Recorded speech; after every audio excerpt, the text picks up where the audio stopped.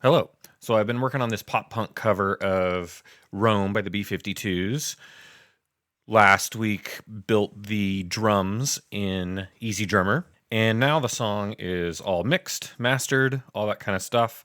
So we'll kind of walk through what I did, in particular the drums.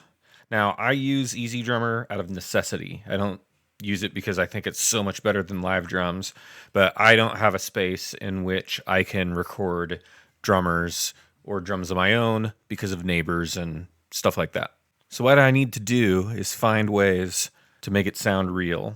And the best way to do that is to dirty up the signal. So I'm going to use a lot of saturators, distortion, drive, clipping, all those sorts of things to get a warmer, dirtier feel out of not just the drums, but the whole thing.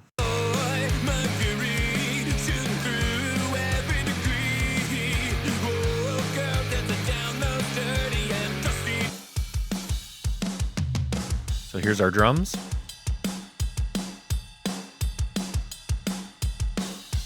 So what do we got going on? On the kick drum, I have some drive. I have an EQ here that looks a lot different than the EQ you would put on live drums. Easy Drummer drums already sound pretty good.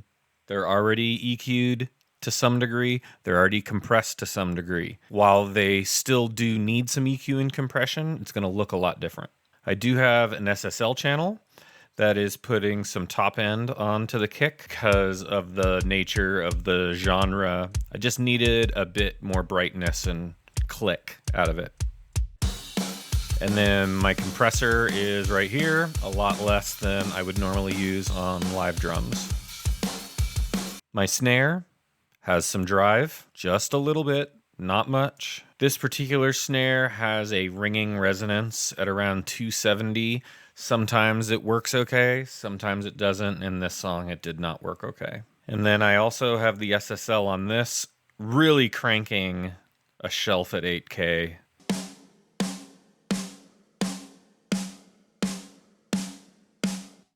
It's getting compressed, a little bit less than the kick drum is.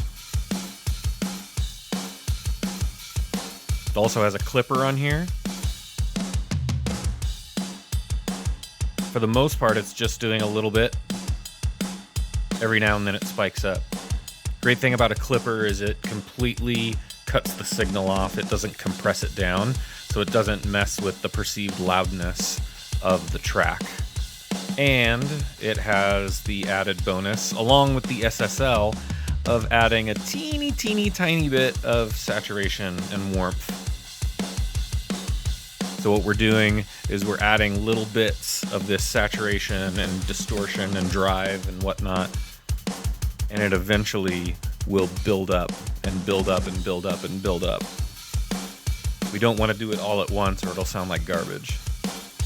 Snare bottom has pretty much the same processing as the snare top. It's got some drive. The EQ is way different. So the EQ, I'm just using this track for the sizzle at the very top, so I'm filtering everything out below that. And it's being compressed the same as the snare top. My hi-hats just have an EQ on them. I'm not putting any drive on them.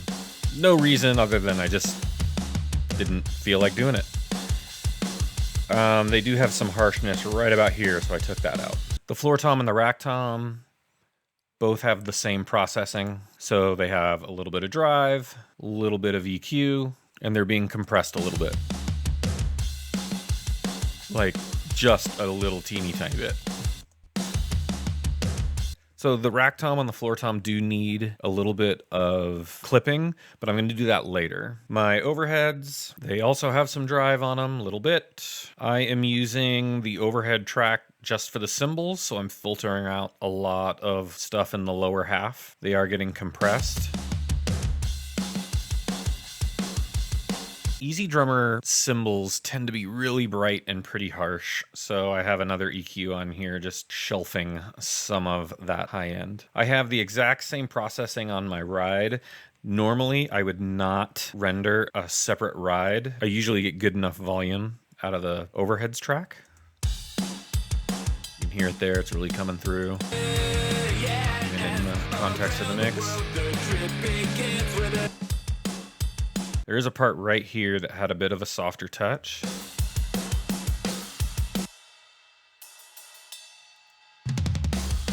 So I did render a separate ride just for this spot so I could get it higher up in volume and bring it out a little bit more. My room is also getting drive. It's just getting some low end filtered out, but I'm not doing anything else to it. The big thing with the room is that it's got this delay.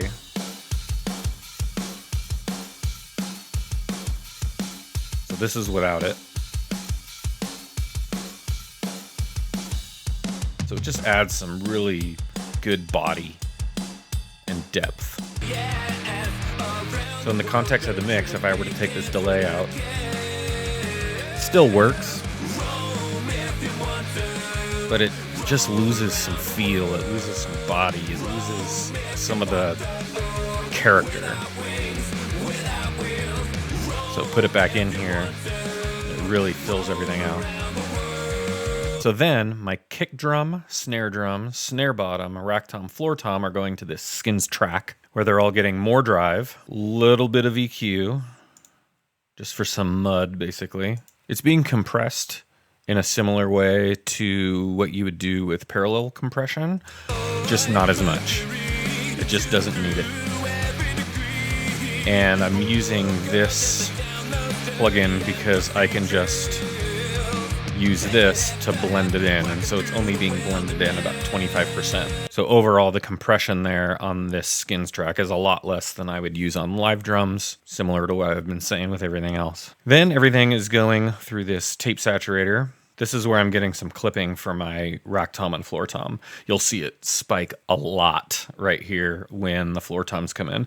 The saturation knob is set to about 1.5.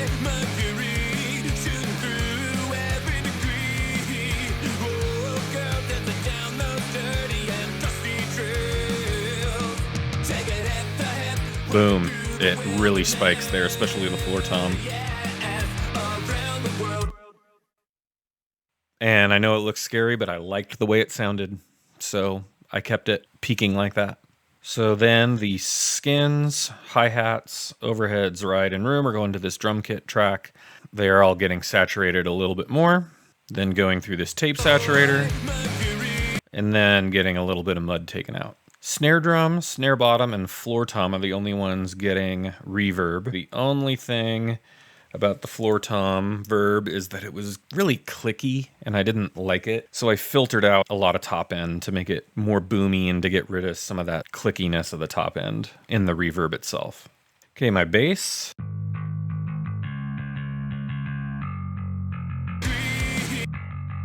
So this is the amped bass. It's going through some saturation, just a little bit. It had a lot of mud right here, getting compressed quite heavily to smooth out everything.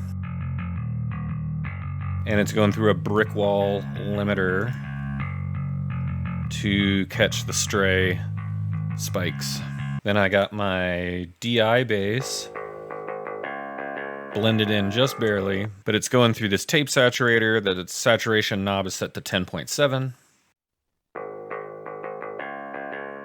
And then the big thing is everything except for the mids is completely filtered out. It's getting compressed a little bit and it's getting limited a little bit. As far as low end goes, I don't do anything special. I don't do sidechain compression or carve out space for the kick drum, carve out space for the bass, other than I filter out my kick drum to 30 and I filter out my bass to 70. That's all I do. And it works. They're solid in the pocket. You can hear both of them. They both have their space. So I think one of the best things you can do to get your low end and rhythm section in the pocket is to really have the bass and the kick drum locked in with each other. If they are locked in and in the pocket, your low end will sound that much more clean and there'll be less mud because you won't have two low end sources competing with each other doing separate things. So guitars are nothing special. There's a left guitar that's 100% left and a right guitar 100% right. Here's my left. Here's the right. I'm using bias effects. They each have a different Marshall simulator with different settings, and then they are both using the Frightbox recording SM57 impulse response. And as far as EQ, nothing crazy. Just get a good sound and do as little to it as possible. Lead guitar. Exact same EQ as the rhythm, just a different tone. And it's being compressed, just to smooth it out. And it is going through this mono delay down here.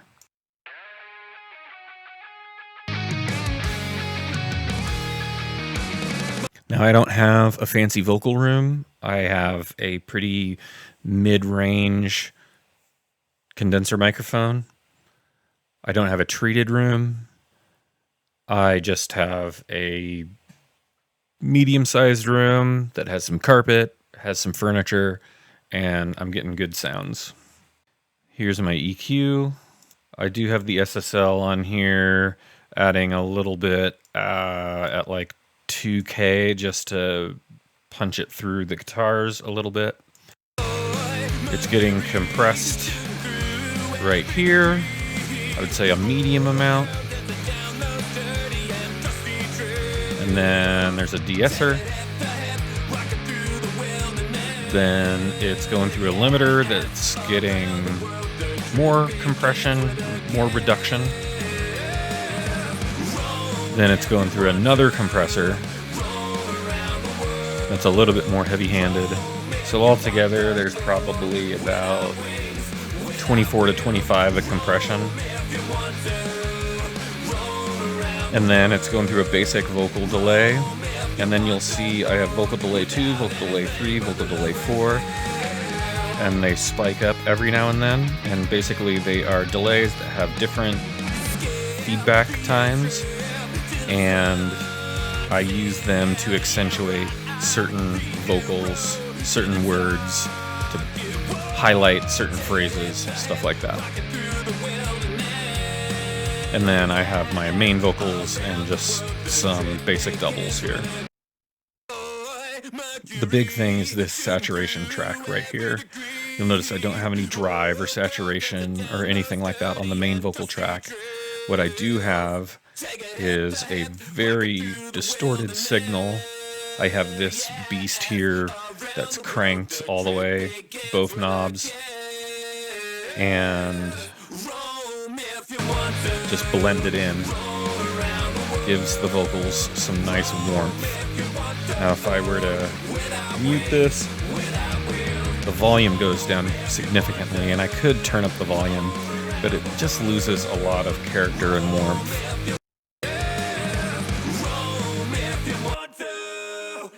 Backups have the same processing as the main vocals. And they're going through a reverb here. The beginning, it's labeled as gang vocals, but that's just what my template has it as. But it's the intro ambient vocals. To get that really ethereal, dreamy feel, they're going through this vocal delay, the basic vocal delay. They're going through vocal delay 4, which is really has a lot of feedback and decay. It's going through the vocal saturator, but not nearly as heavy-handed as on the main vocals. And then it's also got another vocal reverb on it to give it that really wet, dreamy, ethereal feel. So then on my master bus, It's getting more drive. This drive that I use a lot, it's never more than 1 or 2. It's being compressed, going around 4. I always use auto release on the master compressor. It's going through this tape saturator again. Saturation knob is set to 1. It's getting a little bit of EQ. If your master bus EQ has a lot of drastic moves, then you need to go back to your sources and figure out where the problem is. You shouldn't be doing super big changes on the master EQ, just little teeny bits.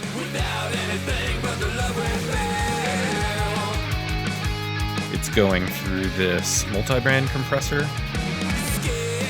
I just set the threshold the same on all of them, so it affects the signal differently depending on what band it is. And you can see it's barely moving, just doing teeny tiny bit. And then it's getting limited, and I have that set to like negative 0.5, and probably I would limit this a lot more once I completely finalize it. I'd probably go to like here or more, but I have it right here just for right now. Then as far as automation, the vocals are just getting ducked out by a dB whenever the backups come in, and I don't have any automation for bringing out certain words. My compression took care of a lot of it, and then my vocal delay sends take care of the rest. Here's vocal delay 2. It's popping up every now and then. Vocal delay 3, vocal delay 4. So I'm using those instead of just volume automation. Then the guitars duck out anytime the lead comes in, just by a dB. And honestly, the biggest, most complicated automation is on the hi-hats. So when it's open and it's just a driving beat, they come through really good. But when it's these tight 16th notes, they were getting buried, so I did automate those up, except for the swells in the middle.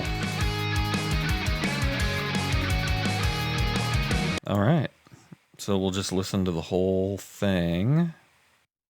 I hear a wind whistling air, whispering in my ear.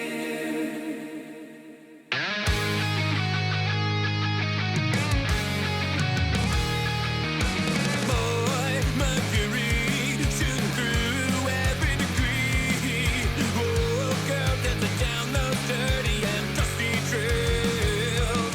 Take it hip to hip, rocking through the wilderness. Yes, around the world the trip begins with a